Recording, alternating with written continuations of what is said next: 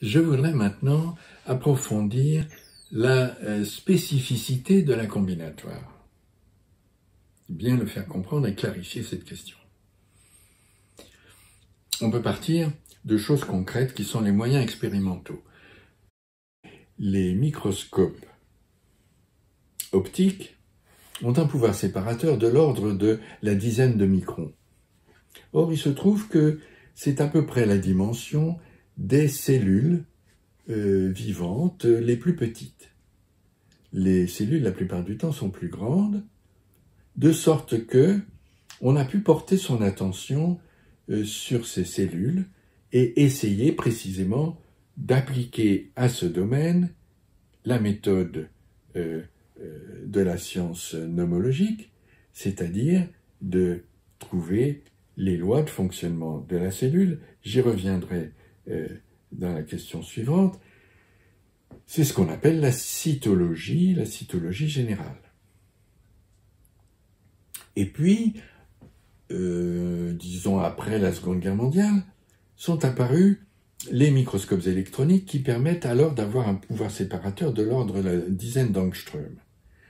Et là, on a pu effectivement voir ce dont on pensait, ce qu'on pensait exister entre les deux guerres, c'est-à-dire les silhouettes des grandes molécules qui participent au mouvement de l'hérédité des êtres vivants. Et là, c'est complètement différent. C'est complètement différent. Il apparaît qu'il y a un rôle qui est joué par les atomes. Il y a chez les atomes des nombres entiers et dans les molécules des combinaisons. On arrive, donc c'est à ce moment-là que sont apparues les deux grandes branches de la biologie contemporaine, de la biologie moléculaire contemporaine, je veux dire, c'est-à-dire d'une part ce qu'on peut appeler l'usine cellulaire, c'est-à-dire une bonne compréhension du fonctionnement des cellules de telle sorte qu'on est capable de leur faire éventuellement, dans certaines circonstances, leur faire fabriquer certaines substances, de la même façon que les levures étaient capables de transformer du sucre en alcool et de l'alcool en acide.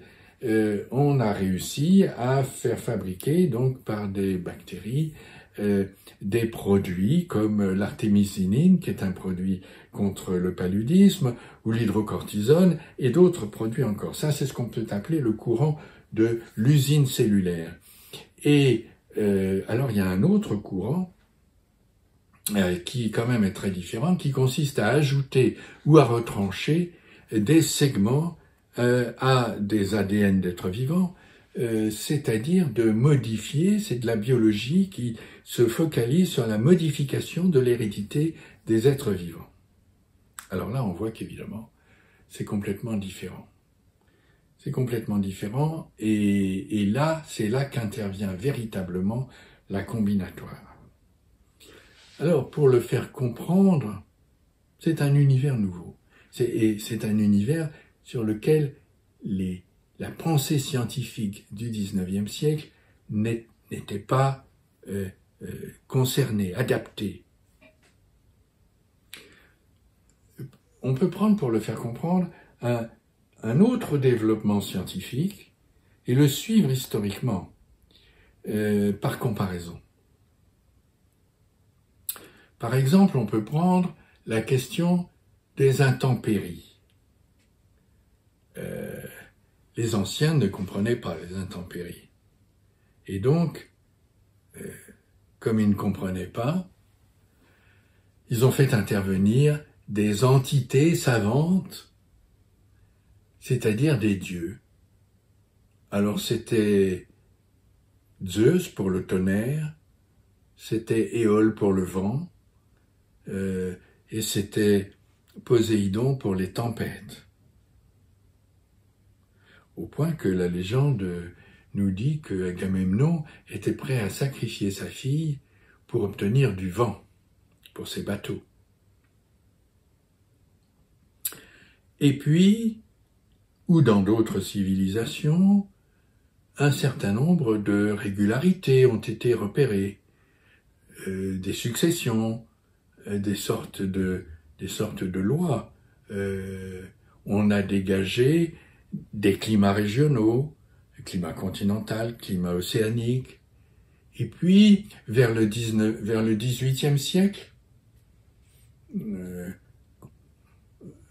Euler a écrit sur ces sujets, on a mieux compris le rôle de la Lune, le fait que les marées sont toutes les 12 heures et non pas toutes les 24 heures, le rôle du Soleil, le rôle d'un certain nombre de phénomènes locaux,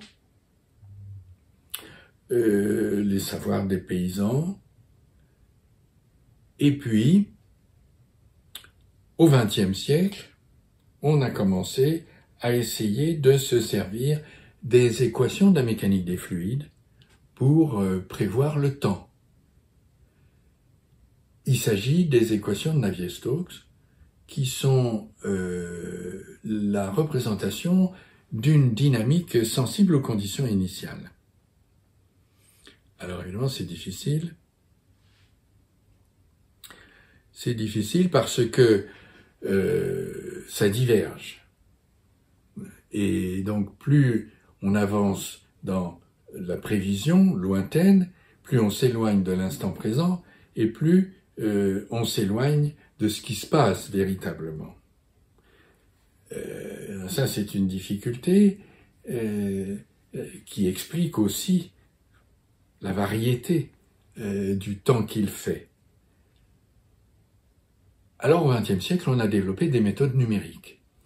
Mais comme c'est divergent, eh bien, on a installé sur le territoire un certain nombre de capteurs qui captent l'ensemble des grandeurs qui qualifient le temps, et par ce qu'on appelle l'assimilation numérique, on recale le modèle sur ces données en permanence, de telle sorte qu'on est toujours du bon côté de la prédiction, sans décaler, parce que les données sont assimilées par la modélisation. Donc, on voit que les mots clés de cette démarche, c'est précision et approximation. C'est ça qu'il faut bien gérer, bien gouverner. Et alors si je prends cet exemple, c'est parce que on voit bien qu'avec la combinatoire, c'est complètement différent. Il ne s'agit pas de précision et d'approximation, il s'agit de nombres entiers.